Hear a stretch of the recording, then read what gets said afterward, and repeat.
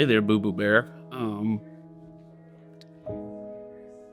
It's kind of weird, kind of tough. I'm often thought out what I would say to you. In my brain, I have conversations with you a lot. I have so much I would have wanted to tell you. I'd hope that you're proud of me. I hope you're proud of what we're doing. And what I will continue to do for you till the day I die. In which case, I'll get to see you again. I hope that you're looking down on us from heaven and are proud of the way we're carrying you forward with us. I hope you're proud of the choices we make. I miss you, Reagan. It's hard seeing purple every day, but I kind of like it. I wish you were still here to talk to.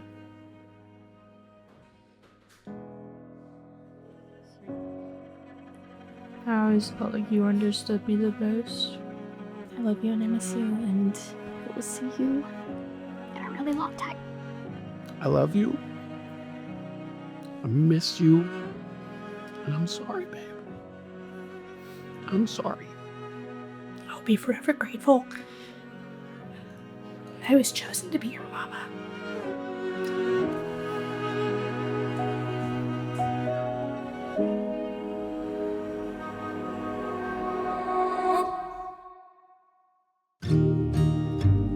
So, story time about. We were just making a funny little TikTok. She sat down on the bed. Something happened. I am the brand manager, and I guess the founder. Yeah. Co-founder, CEO. It's a title I both love and hate. So When she was born, she was just this little chunk of love, and I don't know. She was just like breathtakingly just perfect, and her siblings, they all three couldn't wait to get their hands on her, and we just really felt like a really complete moment. She really did complete us. She was the fourth of four kids, so she just carried right along and just did all of the different things, and whether it was baseball games or supporting it, show choir events with her sisters, whatever have you, or plays, or she just loved to be a part of all the action in the background. She wasn't much of the star of the show, if you will. She was much more happy to be in the background, kind of doing her thing. Everybody saw her nice side and her lovey side at school, and then she would come home and this is my house, my rules. You guys are gonna listen to me. She was bossy, but in a good way. She knew what she wanted. She knew how to get it, but at the same time, she didn't let that overtake her. She was very kind at the same time. She was definitely the smartest. Stupid smart. It was scary. But yeah. she would have been a CEO of a company or the leader of a mafia crime family. She knew how to kind of get what she wanted, and the kids knew that she knew how to get what she wanted. We knew Reagan would sweet talk my parents to get it, so we'd send her down, and then 10 minutes later we hear our mom or dad be like, "All right guys, get in the car." Just having that one-on-one time with her whenever we could get it was just my favorite thing to do with her.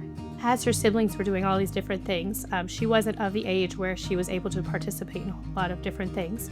We would always just cuddle. If I sat down, she'd nuzzle her way in. We just always really enjoyed each other's company. She was just my little shadow.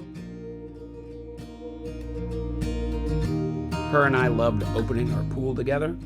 We always open it early, and it is god-awful cold, but she always had to be the first kid to jump in. Her and I were like Batman and Robin per se, because I would take her to school and I would get her hip to all the new rap songs and stuff like that, and she'd dance to them. She loved TikTok. I think every single second of the day she'd be doing TikTok dances, and Avery and Layla would do TikToks with her and everything, but eventually you'd see me doing TikToks with her and stuff like that because I knew a lot of songs that she was dancing to. So One of my favorite things I remember, especially during COVID, because we couldn't go out a lot, we'd put on Just Dance, and this is where she would get very competitive. There was one specific dance, it was to Where Have You Been by Rihanna in Just Dance 2014, and she'd be in the splits, in the air, and she'd have like 1,000 points over all of us every single time. Like there was no beating her, specifically in that dance. She would wipe us all out. Like it was probably one of my favorite memories, because we'd just be screaming at each other, and she'd just be like in the splits, up in the air, doing a cartwheel, like things that you don't even have to do in the game. She's doing it. My favorite thing to do with her was either jump on our trampoline, and we used to make like little like videos. It was really fun. Swim in our pool together, and like play mermaids and everything like kids do. Or play Roblox. Yes, and that's where the whole Layla thing comes from, because it used to get very heated. Layla and Reagan would be like, not fighting, but like just playing as sister. Okay, we'll go fighting. And they'd be going at it, and I'd be in my room upstairs, and I hear Layla, or I hear Reagan, and I'm like, oh boy, let me stay out of this fiasco. But At those times where I would like yell upstairs, like, be quiet, stop yelling at each other. And now I'm like, God, can we just yell at each other one more time? Like, what I wouldn't give to hear is say, Layla, one more time.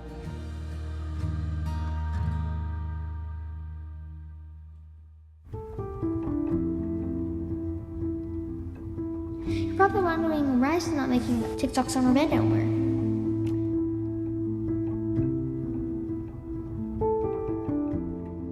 You know, I picked her up from school, and she and I went through McDonald's drive-thru and got her chicken nuggets and her french fries, and her Sprite, which she would never finish, but nonetheless, went out and did that, and then drove her over to the cemetery to pick up Brad, and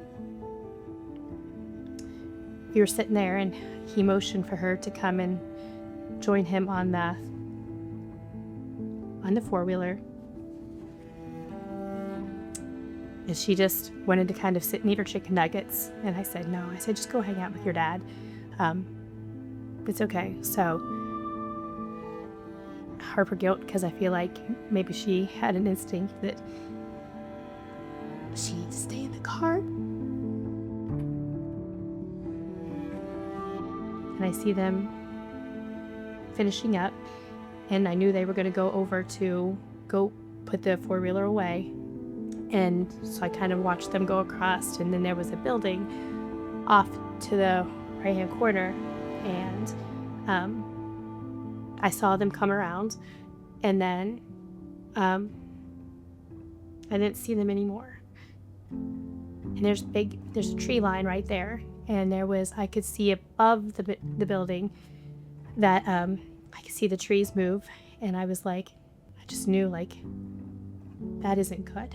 My memories from the time of the accident get really, really foggy after the initial wreck, whatever else. But after the EMTs and everybody arrived, I don't remember much. I remember I was in a room all by myself when I got the news. I knew you were like with the EMTs or whatever have you, and I didn't want you to. I didn't have to tell you without it being there, but I also didn't want, like, you needed to be like the first one to know because your dad, you know. And I worried about you. Oh God, it was a terrible day. It was really bad. I really wish it would have been me. So her death date was 5/11, and she died at 5/11. All I really wanted to do was, like, crawl in bed and, like, cuddle up with her like she always cuddled with me. I was the first one in the world to hold her, and I wanted to be the last one to tell her goodbye.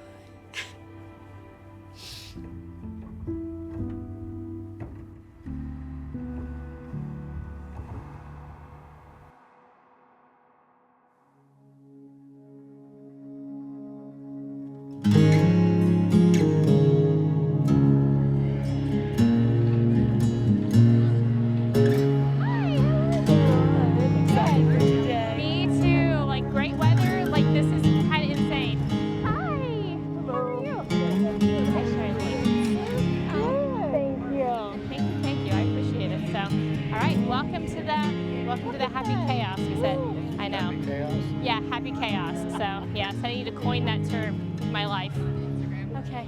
Hi. How are you? Good, how are you? I'm good. I'm good. These events are also awesome because it's like everyone that I love shows up and shows out for these, which is fantastic. So lots of hugs and love. All right. Hi, puppy.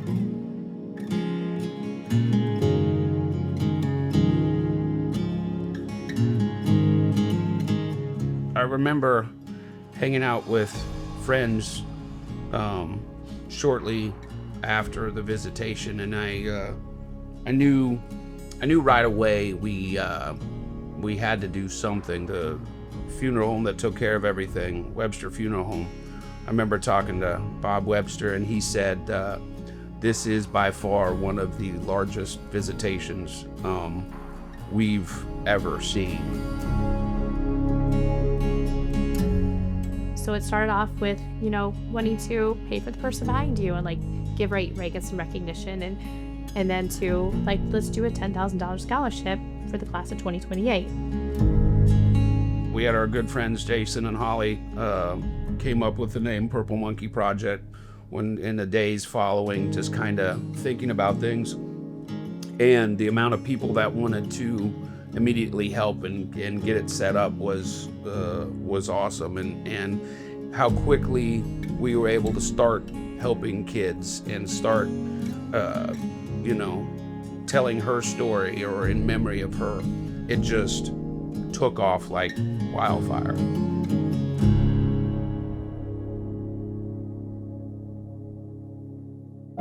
I think Purple Monkey continues to grow because they had a foundational support system that wants to do good, right? They continue to show up to volunteer. They continue to show up not just with their time, but also financial contributions, which of course is a critical component to running our organization. But the family, or Brad will say their family, right, that they have around them is what helps us continue to sustain.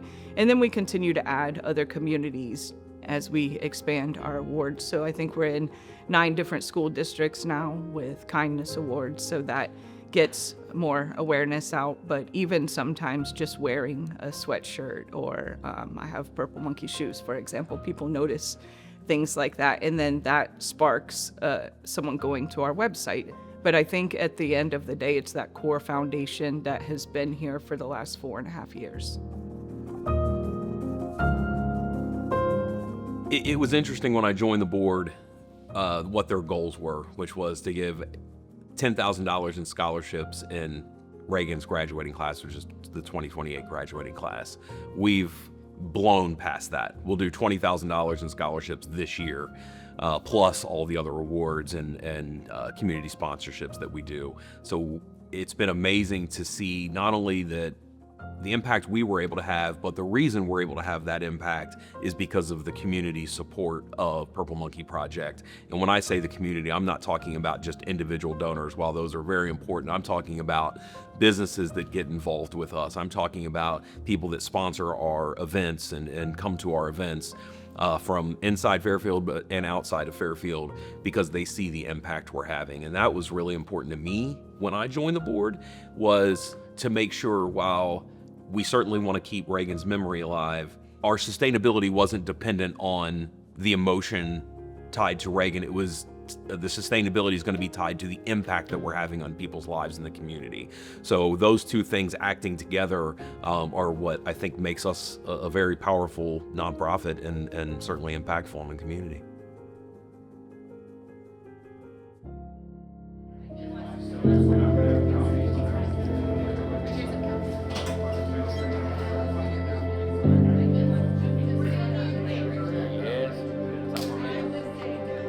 For those of you that don't know what the Purple Monkey Project is, we are a nonprofit here, started in Southwest Ohio about 4 years ago. Our youngest daughter, Reagan, was 10 years old, and at the time she was killed in an accident. And we learned very quickly that we needed to do something more to honor her. Because of the people that are on our board and everything else, is their passion for it, their love of the family, their love of Reagan, is what is making us as successful as we are right now. And I don't see that changing anytime soon.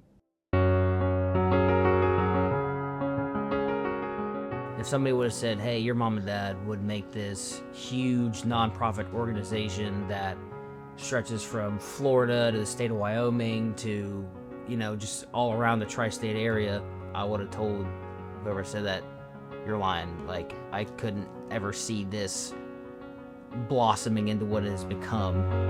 It really, really hit me that in January of this year, our treasurer put the pen to paper and hey, by the way, we just went over the $100,000 mark, knowing that it won't take another 4 years to hit that second $100,000. We'll probably have it done in half that time, if not quicker.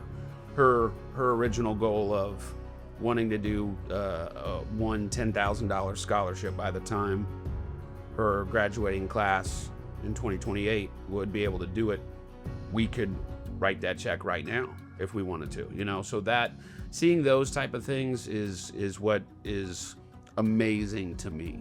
The power of a little girl. I'm proud that our family has taken this loss and we turned it into as much of a positive as we possibly can.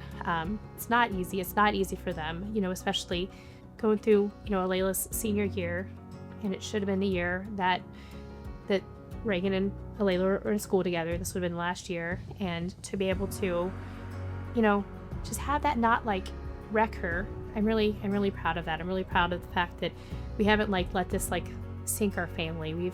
I don't want to say that we've made our family better because Reagan's not here, but I'm really proud that our family is still standing. They were still intact. They were still going forward. Every day we're choosing to wake up and try to make the day better than the last. We're not giving up hope, and that I feel like in this situation it's easy to do that sometimes, and the kids haven't, they're choosing to make, to live their best life, and that's awesome. So that's what Reagan would want. I truthfully do think that Purple Monkey helped heal something in all of us and helped us cope with, her not being here anymore. They definitely have found a way to pour their sadness into this, but also their happiness. So it's not, because it's something that's very beautiful that's been formed, but it's not just completely out of trying to keep her alive. It's also to help all of us move on, and it really helped save my parents, and I'm really thankful for everything that they've done. We talked earlier about, we both carry a lot of guilt along with us, and it's been very, very therapeutic. I really feel like it's been really therapeutic for you to be able to turn this, negative aspect of our lives, being able to turn it into a positive. I don't know if we would be where we are emotionally, even without the support for Purple Monkey. Yeah, I'm very thankful. So I would say thank you. I was coming back from my mom and dad's late one night, and this cop pulls me over, and he was in there for 10 minutes, and I was like, yep, I'm getting a ticket. Great. Perfect timing. And then he walks up and was like, hey, hope you don't mind me asking, but Purple Monkey Project sticker on your car. And I look up, and I'm like, oh my God, are you getting me out of a ticket right now? This is crazy. And so I explained to him what it was. I probably talked for 15 minutes, just trying to sweet talk him and everything. Just be like, okay, is it really happening? But I got done talking. He was like, well, it's kind of crazy that you told me all this, because I live in Mason, and I see Purple Monkey stickers on cars all the time, even when I'm off duty and when I'm on duty. So I see all these cars, and I didn't take the opportunity to look up what it was. So I'm happy you just told me that. And I was like, hey man, no worries. And he was like, here's the license back, just giving you a warning. And I was like, he gets back in his car, and I was like, pardon my language, holy shit. It was probably 12:55 in the morning, and first person I called was Mom, and she was like, hello, and I was like, you will not believe what just happened to me. And I told her, and she was like, well, your sister's watching over you. And I was like, hell yeah, she is. So